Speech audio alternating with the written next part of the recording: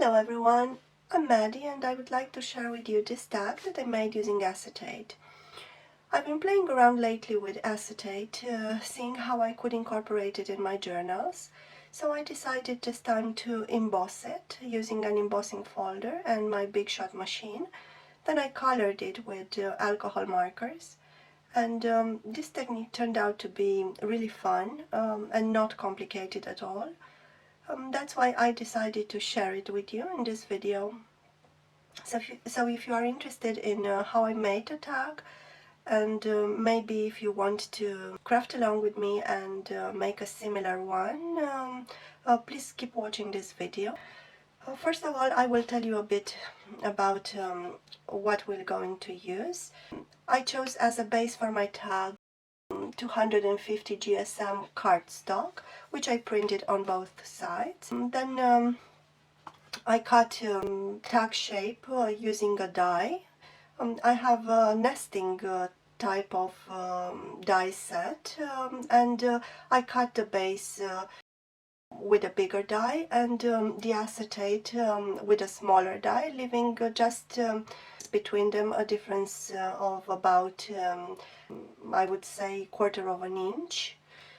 So if you don't have a die for cutting the shapes, you can cut the original tag shape just using your scissors, and you should leave between the two layers a difference of more or less 1/4 of an inch. As I was saying, the acetate layer is embossed and colored with alcohol markers. I added for decoration some lace. Here I made a ruffle, attaching it to the tag just with a straight sewing line with my sewing machine.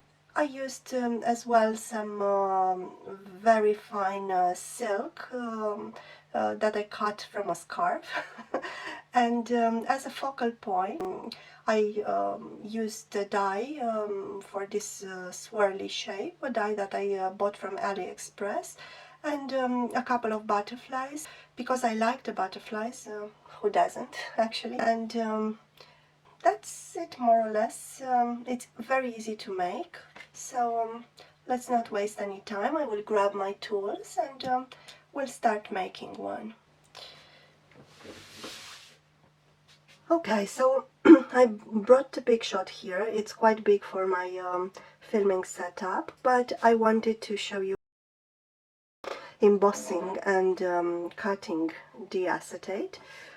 I went ahead and I cut the base for the tag. I chose a light color background, as I was saying, 250 GSM cardstock printed on both sides, and I used this set of dies. Let me bring it. It's this one from Crealis. I think it's a Dutch company, if I'm not mistaken, and I used both the smallest dies, this one for the acetate, which I'll grab it now, and this one, the second one, the second smallest one, for the base. I went ahead and I cut as well the swirl, which will color in a bit, just to save time, as I was saying. I will put those aside for now, and I will bring the acetate. This acetate sheet is quite flimsy. It's not a sturdy acetate. I'm not sure if it makes any difference. I think you still can cut and emboss the sturdier one. I haven't tried it though. So first I will cut it, and you will see that at least with my Big Shot and this die, it's not cutting all the way through the acetate. It leaves a good mark for me to finish the cutting with the scissors, which I'm going to do right now.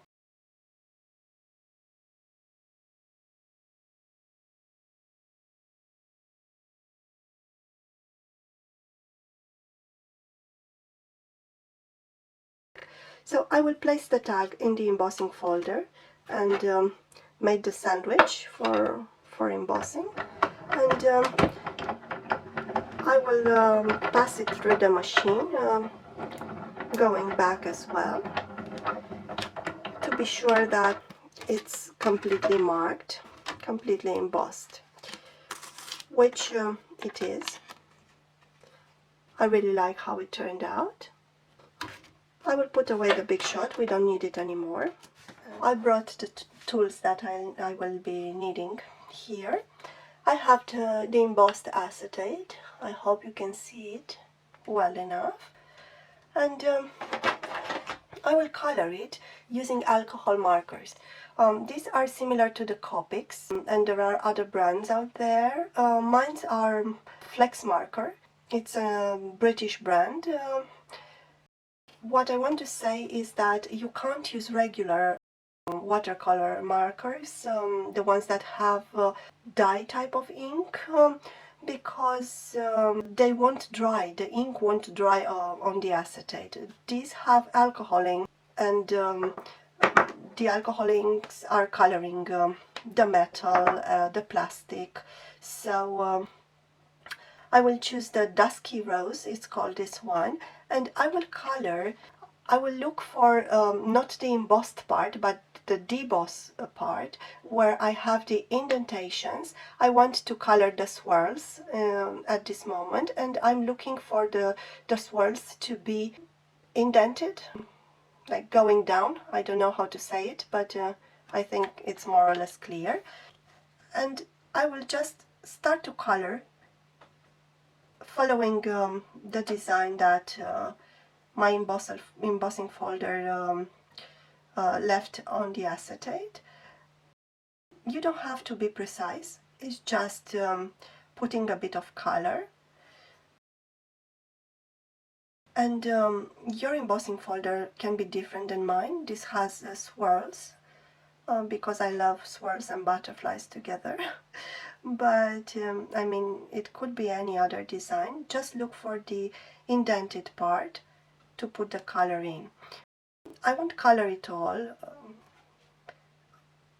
I have another one which is already colored and dry to keep using in this moment, so I don't make you look at me just sitting here and coloring.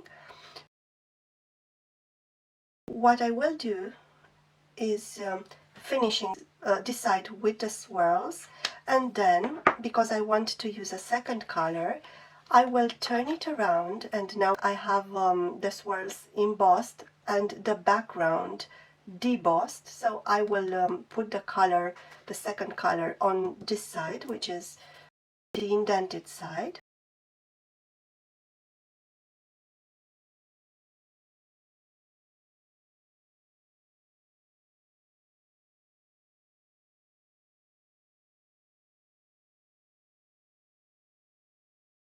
As I was saying, don't try to be precise, just enjoy coloring, like when we were kids. Sometimes a not so perfect look is the best look in crafting, at least in the journal making world. Just for saying it one more, the color goes into the indentations. Yeah, one color on one side and the other color on the other side. What I want to say is that the alcohol ink is drying pretty quickly, but it still needs a bit of time to dry, so that's why I have another one here which I made earlier, and this one is already dry.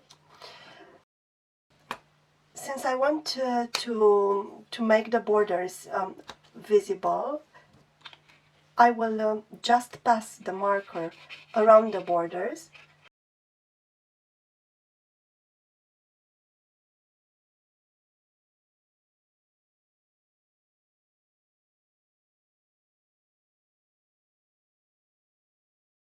It's as easy as that.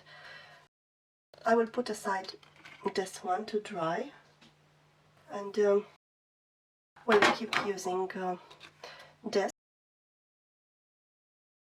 I will bring the base. For this one I used a stamp, a background stamp, just to give it a bit more interest. And I will do the same now. I chose this script stamp, which is 49 market. It's 1787 stamp set.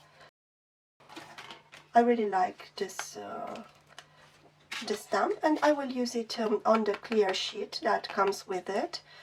I won't put it on a stamping block. I don't need it this time.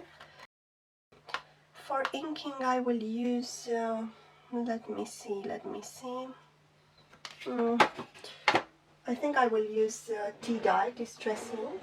Yeah, it's this one, tea dye, which is an intermediate shade of brown. I don't need a perfect impression, it's just to add a bit of color and a bit of interest to my background.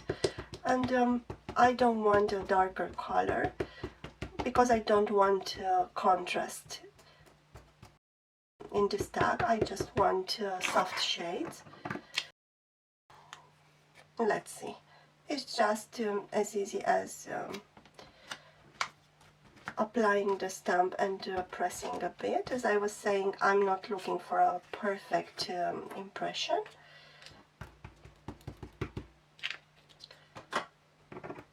And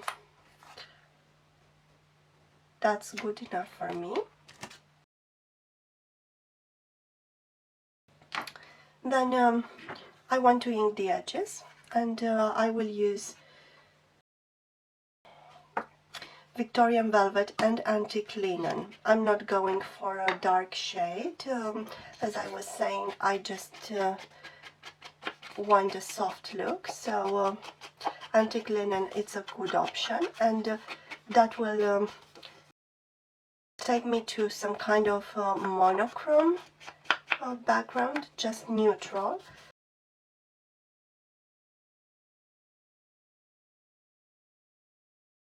If you don't like to ink, you don't have to, you can skip this step. Or if you like a more grungy look, go ahead and choose a darker color. I think I have another sponge for Victorian Velvet. Just here and there to spice it a bit. I don't know if you can see the difference.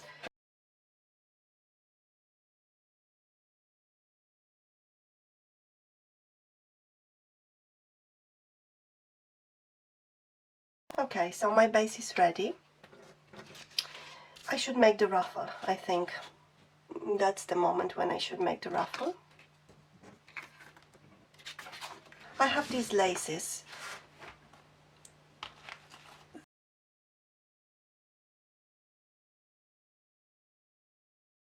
And this one is a bit wider, so I will use it to just go in the center with a slow stitch and getting this ruffle. What I did was measuring more or less 4 times the size of my acetate layer. It's just an approximate measurement, it's not a precise one. Okay.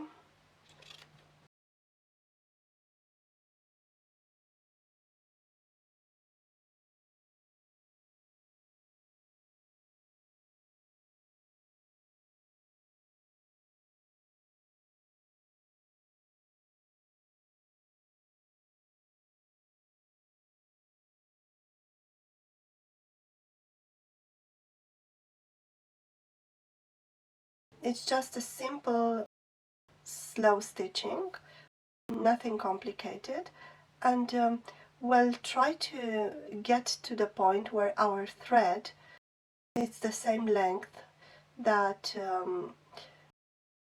the acetate layer.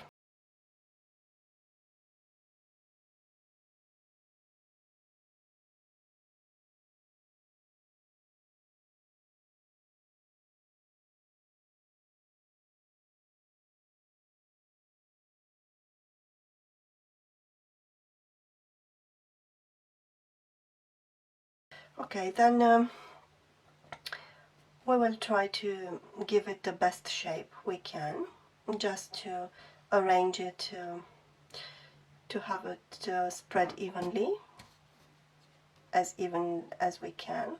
And now I will have to sew this on the base of the acetate layer. I will go to my sewing machine. I don't have the setting for showing you how I'm sewing, but it's just a straight line stitch, the easiest one. If you don't have a sewing machine, you can stitch this by hand, or you can glue it, although I don't know if Fabri-Tac is adhering to the acetate. I have no idea, and let me know in the comments please if it works. I will just go and stitch mine, and I'll be back in a second. Okay, I'm back. I attached the ruffle, and I put an eyelet here using the crocodile, and I didn't film that part, but I assume everyone knows how to put an eyelet on a tag, so we'll go on from here. I will just pass the lace and the silk through the eyelet.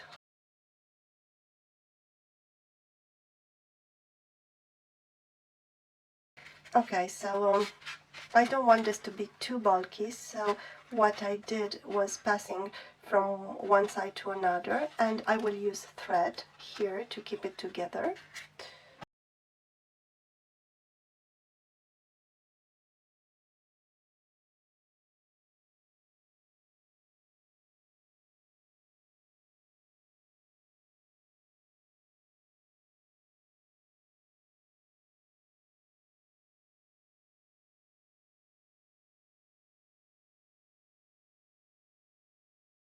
This is ready.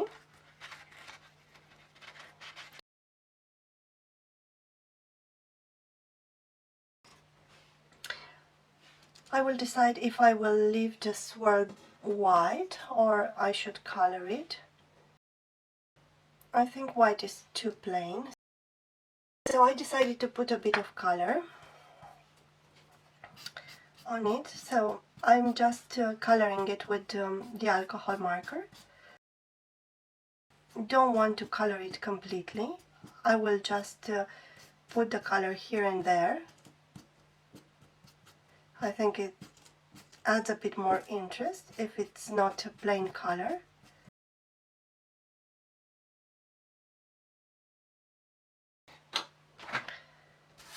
And for attaching it to the tag, I will use double-sided tape. I'm not sure if any other adhesive works, but the double-sided tape adheres the things to acetate.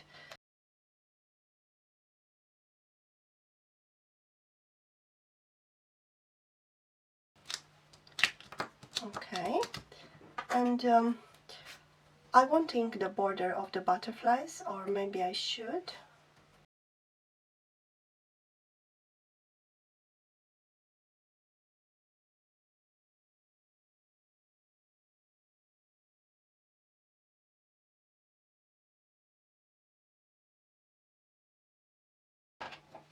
Okay, so for adhering the butterfly and the silk, I will use Fabri-Tac.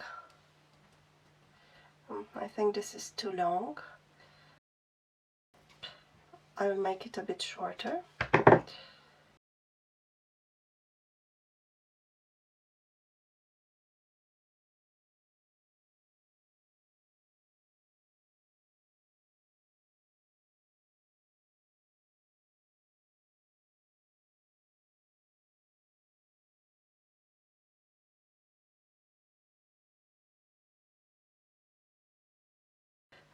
I will put adhesive just in the middle because I wanted the wings to be up.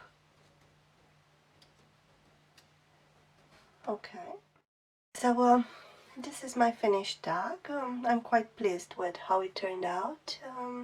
Let me bring the other one to have both of them here. if you have any questions, please write them in the comment section of the video. I will answer as soon as I can. And I hope you'll give it a try and make one of these tags. I will say bye-bye for now, and wishing you to stay in good health and to share nice moments with your loved ones, and of course to have some nice moments in your craft room as well. So until my next video, bye bye.